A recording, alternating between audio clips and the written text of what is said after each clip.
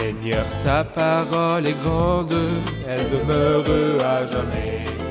Ta parole est infaillible, rien ne peut la supprimer. Bienvenue chers téléspectateurs et bienvenue à tous ceux qui nous regardent de partout dans le monde à un nouvel épisode de notre programme d'études quotidien Toute la Bible. Dans notre étude des livres historiques de l'Ancien Testament, nous en sommes au chapitre 12 du deuxième livre de Samuel. Nous avions terminé l'épisode précédent au chapitre 11 par le grand péché de David, le jour où il a commis le péché d'adultère. Et nous avons compris que parce que c'est le livre de Dieu, les péchés des prophètes y sont mentionnés. Il n'a pas embelli leurs images, mais il nous a présenté les personnages tels quels avec leurs défauts, pour nous révéler que l'homme est homme dans sa faiblesse, la perfection et l'unicité étant à Dieu seul, le Seigneur Jésus-Christ, le parfait qui est sans défaut. Aujourd'hui, nous allons ensemble étudier le chapitre 12. Nous verrons les conséquences du grand péché de David et comment Dieu a agi avec lui. D'abord, souhaitons la bienvenue à nos invités en studio, les serviteurs du Seigneur. Frère Moïn Bachir, bonjour. Bonjour. Frère Oussama Atef, bonjour. Bonjour. Bienvenue aussi au public parmi nous, votre présence nous honore. Frère Moïn, il était inévitable et évident que Dieu réagisse au péché de David. Comment Dieu voit-il le péché de David? Et comment a-t-il agi envers ce péché? La Bible dit que le péché est extrêmement mauvais. Et il dit de Dieu, « Tes yeux sont trop purs pour voir le mal. » Il aime David, oui, mais il déteste le péché de David. C'est pourquoi Dieu a traité avec lui comme nous le voyons et il lui a envoyé Nathan le prophète. Et je peux mettre un titre pour ce chapitre que nous méditons, là où le péché s'est multiplié, la grâce a surabondé. Dieu a révélé le péché de David, mais dans sa miséricorde, il l'a traité à travers le prophète Nathan. L'Éternel pardonne ton péché. C'est l'attitude de Dieu envers le péché et aussi envers le pécheur. Nous pouvons voir en David le croyant, susceptible de tomber dans le péché, mais qui ne vit pas dans le péché. Et c'est la différence entre le croyant et le pécheur. Il est très clair, oui, le pécheur vit dans le péché, le sortir le fait souffrir. Le croyant tombe cependant, il se relève, c'est Pour toute le la pécheur, le différence. péché est une norme, tandis que pour le croyant, c'est une exception. Mais si Parfait. quelqu'un a péché, Parfait. la Bible l'explicite dans la première lettre de Jean. Docteur Oussama, à chaque action, une réaction. Mais en ce qui concerne la semence et la récolte, y a-t-il pour chaque semence une récolte équivalente ou y a-t-il de plus grandes conséquences? Dans la vie de David, verrons-nous les conséquences de ce péché? Par rapport au principe biblique, c'est clair. La nature nous l'apprend, la parole de Dieu nous l'apprend, nos expériences personnelles nous l'apprennent. Ce que sème le croyant, comme le pécheur, il le récolte. Je m'explique. La Bible dit ce qu'un homme aura semé. Elle ne dit pas ce qu'un croyant aura semé, ou ce qu'un pécheur aura semé, ou ce que l'instruit aura semé, ou ce que l'ignorant aura semé. Ce qu'un homme aura semé, tout homme, ce qu'un homme aura semé, il le récoltera aussi. Mais nous devons, en abordant le sujet fondamental du péché, distinguer deux choses très importantes. Le salaire du péché et les conséquences du péché. La différence est grande entre dire le salaire du péché, car le salaire du péché c'est la mort, et tous nos péchés, petits soient-ils ou grands, ont un même salaire. Nous avons compris de l'épisode précédent qu'en aucune façon, les bons actes n'effacent les mauvais, car le péché est dirigé contre Dieu qui est illimité. Parfait. Et que ce soit le péché de David ou de n'importe quelle autre personne, son salaire était la mort. Dans l'Ancien Testament, le Seigneur regardait le sang des holocaustes comme étant une préfiguration du sang du Christ, le Christ prédestiné avant la création du monde. Si David a commis l'adultère, la femme qui a commis l'acte a péché aussi. Les scribes, les pharisiens et les anciens des Juifs avaient parfaitement raison d'appliquer le châtiment prescrit par la loi de Moïse qui lui fixait la lapidation à mort. Cependant, le Seigneur lui a pardonné tout comme il a pardonné à David. Et ça n'avait qu'un seul prix, la mort du Seigneur sur la croix.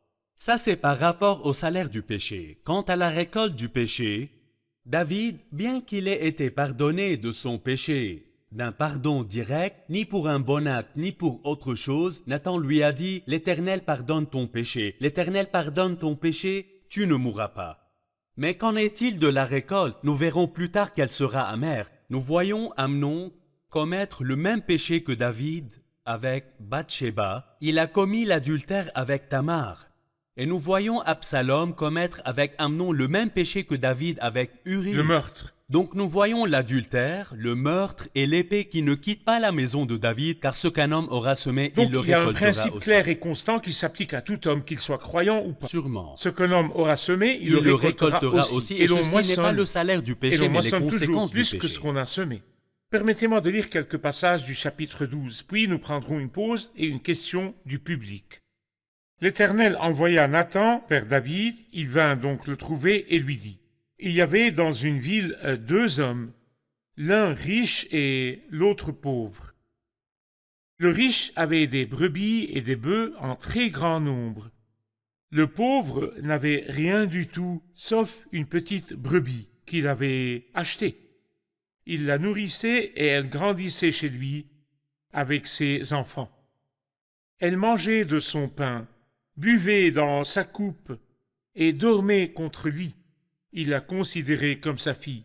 Un voyageur est arrivé chez l'homme riche, mais le riche n'a pas voulu toucher à ses brebis ou à ses bœufs pour préparer un repas au voyageur venu chez lui. Il a pris la brebis du pauvre et l'a préparée pour l'homme qui était venu chez lui. La colère de David s'enflamma violemment contre cet homme, et il dit à Nathan, « L'Éternel est vivant, l'homme qui a fait cela mérite la mort. En outre, il remplacera la brebis par 4 autres puisqu'il a commis cet acte, et s'est montré sans pitié. » Nathan déclara alors à David, « C'est toi qui es cet homme-là. Voici ce que dit l'Éternel, le Dieu d'Israël. Je t'ai désigné par onction comme roi sur Israël, et je t'ai délivré de Saül. Je t'ai donné la famille de ton maître, j'ai mis ses femmes contre ta poitrine, et je t'ai donné la communauté d'Israël et de Juda. Si cela n'avait été trop peu, j'y aurais encore ajouté. Pourquoi donc as-tu méprisé la parole de l'Éternel en faisant ce qui est mal à ses yeux? Tu as tué par l'épée Uri le Hittite. Tu as pris sa femme pour faire d'elle ta femme, et lui tu l'as tué sous les coups d'épée des Ammonites. Désormais, puisque tu m'as méprisé et que tu as pris la femme d'Uri le Hittite pour faire d'elle ta femme, voici ce que dit l'Éternel. Je vais faire sortir de ta propre famille le malheur contre toi, et je vais prendre sous tes yeux tes propres femmes pour les donner à un autre qui couchera au grand jour avec elles. En effet, tu as agi en secret, mais moi, c'est en présence de tout Israël et en plein jour que je ferai cela. David dit à Nathan, « J'ai péché contre l'Éternel. » Nathan lui répondit, « L'Éternel pardonne ton péché, tu ne mourras pas. Cependant, parce que tu as fait blasphémer les ennemis de l'Éternel en commettant cet acte, le fils qui t'est né mourra. » Nathan retourna chez lui. Nous prenons une pause et nous reviendrons pour la question du public. Chers téléspectateurs, nous nous retrouverons après la pause.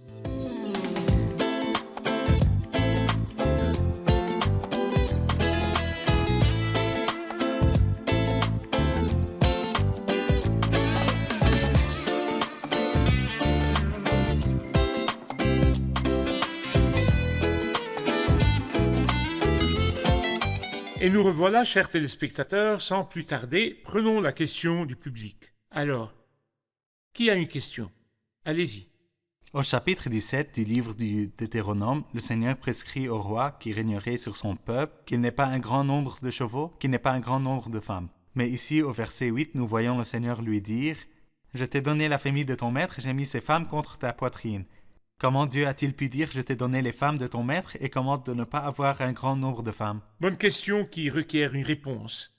Dans sa miséricorde et sa bienveillance envers David en tant que roi, Dieu ne lui a pas donné que des femmes. Remarquez qu'il dit la famille de ton maître et ses femmes contre ta poitrine. Cela signifie qu'il lui a donné tout ce qui appartenait au roi et sont passés aux mains de David en tant que roi, c'est-à-dire que selon les coutumes courantes, notamment dans les pays orientaux, lorsque le roi meurt, tous les palais, demeures et terres passent à son successeur, y compris Les serviteurs, les concubines, etc. Tout, même l'aile consacrée aux femmes. Tout devient propriété du roi, fait partie de son patrimoine et reste sous son autorité. Mais il n'est pas spécifiquement mentionné que David se soit lié à une femme de Saül.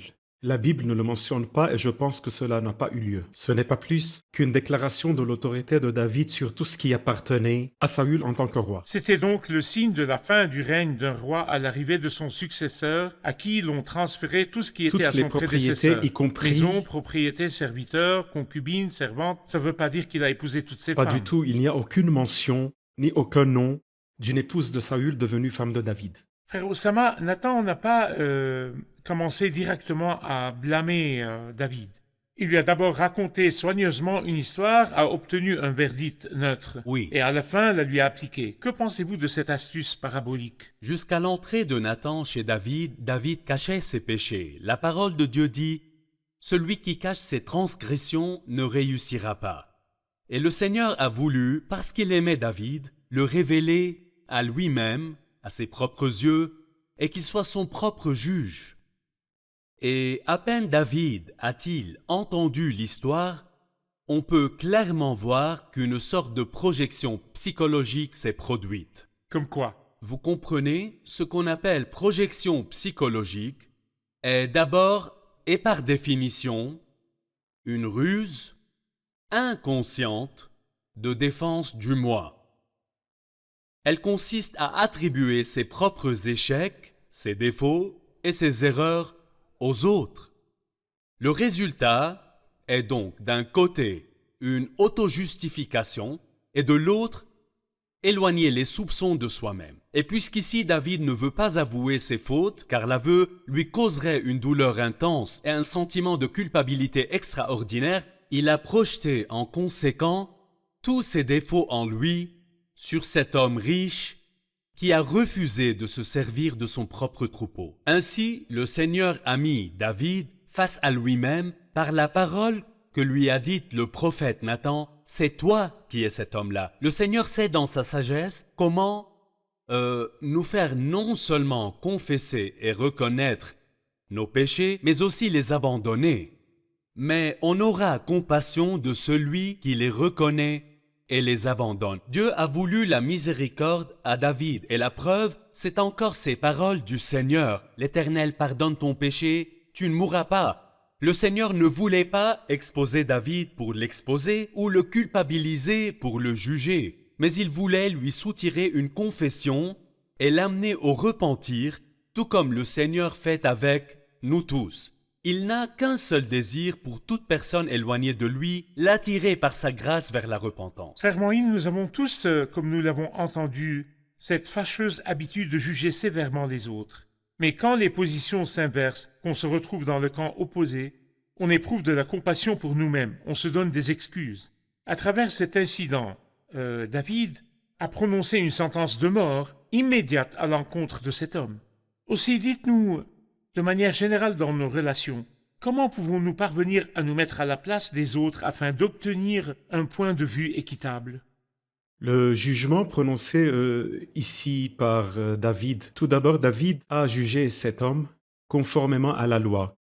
Mais il y a ajouté quelque chose qui a révélé la dureté de son cœur en raison de son propre péché. Dans le livre de l'Exode au chapitre 21, nous trouvons le texte à base duquel David a rendu son jugement. Si un homme vole un bœuf ou un agneau et qu'il l'égorge ou le vende, il restituera 5 bœufs pour le bœuf et 4 agneaux pour l'agneau.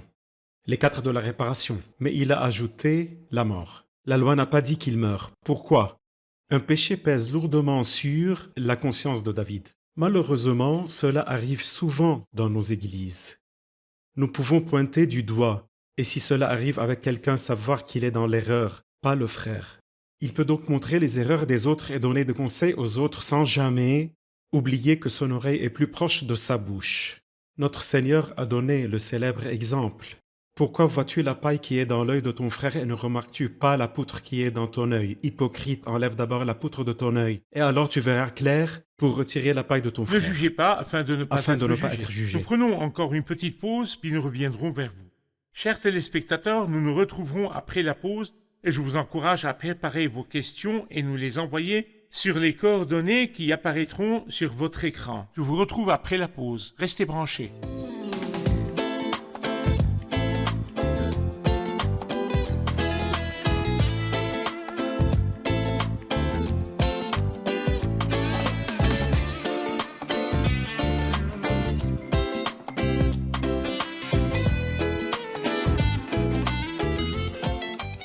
Nous revoilà comme prévu, chers téléspectateurs, et nous prenons une autre question du public. Votre question, s'il vous plaît. Nous avons su que la sainteté de Dieu ne tolère pas le péché, et ce qu'un homme aura semé, il le récoltera aussi. Qu'a récolté David pour son péché et quelle a été sa réaction? Quels sont les fruits que David a récoltés à cause de ce qu'il a semé? Nous pouvons donner du chapitre 12 jusqu'à la fin du 2e livre de Samuel le titre de la récolte amère. Car David a semé, et le fruit de ce qu'il a semé était extrêmement amer. Et de la bouche de David, le Seigneur l'a jugé. David a jugé que ce riche dont il a entendu l'histoire à travers ce que Nathan lui a raconté doit remplacer la brebis par 4 autres. Et David, en effet, a payé au quadruple. Parce que David a tué Uri le Hittite, nous lisons que 4 de ses fils meurent. D'abord, le fils aîné de Bathsheba est mort. Puis, Absalom tue Amnon.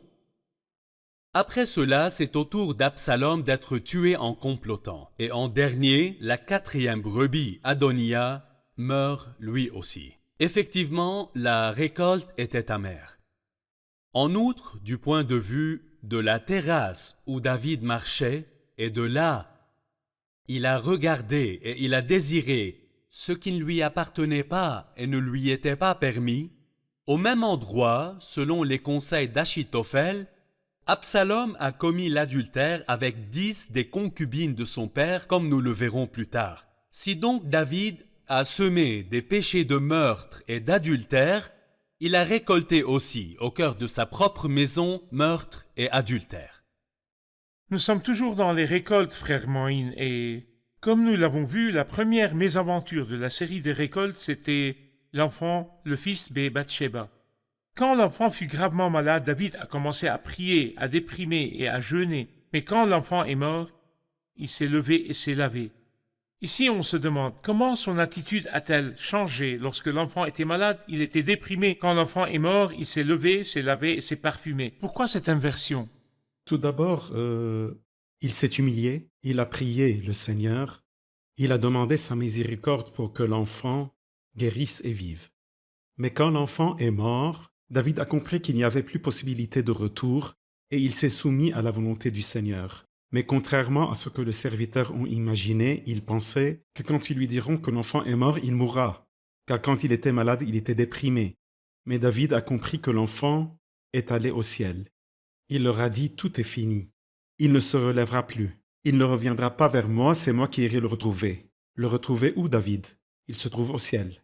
Le Seigneur Jésus parle dans le Nouveau Testament des enfants, et son amour pour les enfants est évident à diverses occasions. Il a dit que leurs anges, c'est-à-dire les anges des enfants, dans le ciel, sont continuellement en présence de mon Père céleste. Faites bien attention de ne pas mépriser un seul de ces petits. Et cela s'applique à tous les enfants dans le monde entier, dans toutes les religions, toutes les langues. Tant qu'il est enfant, il est protégé par l'expiation du Christ. S'il meurt, il va au ciel. Quand il atteint l'âge de responsabilité, il ne dépendra plus de l'expiation et sera responsable de lui-même, en acceptant le Christ par la foi. Frère Oussama, il est évident qu'à partir du verset 26, David a commencé à prospérer, à combattre et à vaincre. Est-ce la fin de la moisson de ses fautes et signe du pardon accordé? Si nous le voyons, sous le poids de sa récolte, nous dirions que le Seigneur l'attend au tournant. Et si nous le voyons triompher, nous dirions que notre Seigneur a été indulgent envers le péché. Mais en fait, ce n'est ni ça ni ça. Il est impossible que le Seigneur ne tienne pas compte du péché, mais il est important que nous sachions qu'il ne reviendra pas comme avant. Le péché a créé une fissure dans sa personnalité. Elle lui a laissé ses empreintes. Et elle a laissé ses empreintes en lui, même dans les moments de victoire. Nous n'avons jamais vu David aussi dur. Voyez, quand il a vaincu dans le chapitre que nous étudions, le verset 31 nous dit « Il déporta ses habitants, c'est-à-dire les Ammonites, et les affecta au maniement des scies, des pics de fer et des haches de fer, ou encore les fit travailler au moule à briques. Il traita de la même manière toutes les villes des Ammonites. » Est-ce que le Seigneur avait demandé de les condamner ainsi, avec des scies, des pics de fer, etc., etc., et de les passer au feu et de les brûler? La Bible ne le dit pas du tout, mais ce qu'il a légitimé à faire avec Uri le Hittite, l'un de ses vaillants soldats, en l'envoyant au plus fort du combat pour être frappé et mourir, comment croyez-vous qu'il agira avec ses ennemis? Ici nous voyons la dureté, car le péché endurcit le cœur, et nous voyons que David n'est plus comme avant. Chacun de nous doit s'armer de prudence, car je peux commettre une faute et Dieu me pardonnera sûrement, mais moi je ne redeviendrai plus comme avant, et la moisson sera amère et nous la verrons plus tard. Bien sûr, le péché laisse inévitablement ses Certainement. traces. Bien Permettez-moi d'ajouter une petite idée sur ce sujet, la semence et la récolte. Bien sûr, nous avons abordé un point de vue très juste, mais avec toute la littérature qu'il y a et les questionnements qui restent, certains l'ont mal compris et appliquent le principe de la semence et de la récolte quand il y a péché et châtiment. Alors que lorsque l'apôtre Paul a écrit ces Sur paroles le dans don, sa en lettre, fait. oui, l'idée c'est qu'il ne me fait pas peur de la moisson, mais qu'il m'encourage À à la semer. moisson. Le mot bien est mentionné 3 fois, comme pour insister, mes frères, semez le bien afin De de récolter. récolter le bien. C'est le côté positif du principe de la semence et de la moisson, et dont j'espère que tous, nous le pratiquerons sans en avoir peur. Parfait. Nous allons revoir ensemble l'épisode avec les invités. Si le salaire du péché est la mort, quel était le salaire du péché pour David et la récolte du péché qu'il a aussi semé? Nous devons distinguer entre le salaire du péché et la récolte du péché. Le salaire du péché, c'est la mort, et le Seigneur Jésus-Christ est le seul qui a porté nos péchés sur la croix. Mais la moisson du péché, nous avons vu David récolter ce qu'il a sémé. Il a commis le meurtre et l'adultère, et 4 de ses enfants sont morts. Il y a eu aussi l'adultère d'Absalom avec 10 concubines de son Il a père. récolté effectivement une récolte amère. Et si la loi met en garde le roi contre le grand nombre de chevaux et le grand nombre de femmes, comment Dieu dit dans le verset 8 « Je t'ai donné la famille de ton maître, j'ai mis ces femmes contre ta poitrine ». Cette phrase déclare simplement l'autorité de David en tant que roi sur tout ce qui appartenait à Saül en tant que roi. Par coutume à l'époque, après la mort du roi, tout ce qui lui appartenait revenait à son successeur. Cependant, le livre ne nous dit pas du tout qu'il a pris l'une des femmes de Saül. Merci à tous, que le Seigneur vous bénisse. Serviteurs du Seigneur, nous nous retrouverons au prochain Merci. épisode. Chers téléspectateurs, David a commencé à récolter ce qu'il avait semé, et la Bible est vraie, elle ne peut que l'être, car c'est le livre de Dieu. Ce qu'un homme aura semé, il le récoltera aussi. Tout au long de sa vie sur terre, l'homme est dans un processus de semence, et tôt ou tard cette semence doit porter ses fruits. Et vous, qui me regardez en ce moment, vous semez. Et moi aussi je sème, mais chacun de nous sait ce qu'il sème. Si vous semez le péché et la convoitise, vous récolterez un châtiment éternel. Si vous semez un éloignement de Dieu, vous récolterez une séparation éternelle de Dieu.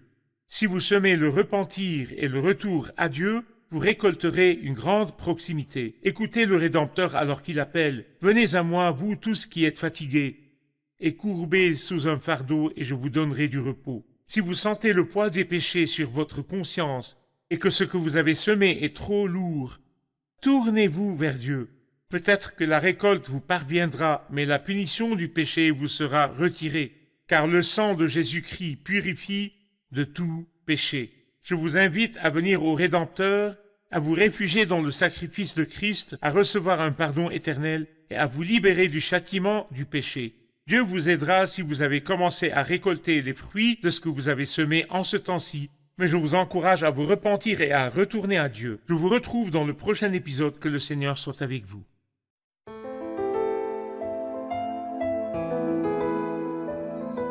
Seigneur, ta parole est grande, elle demeure à jamais. Ta parole est infaillible, rien ne peut la supprimer.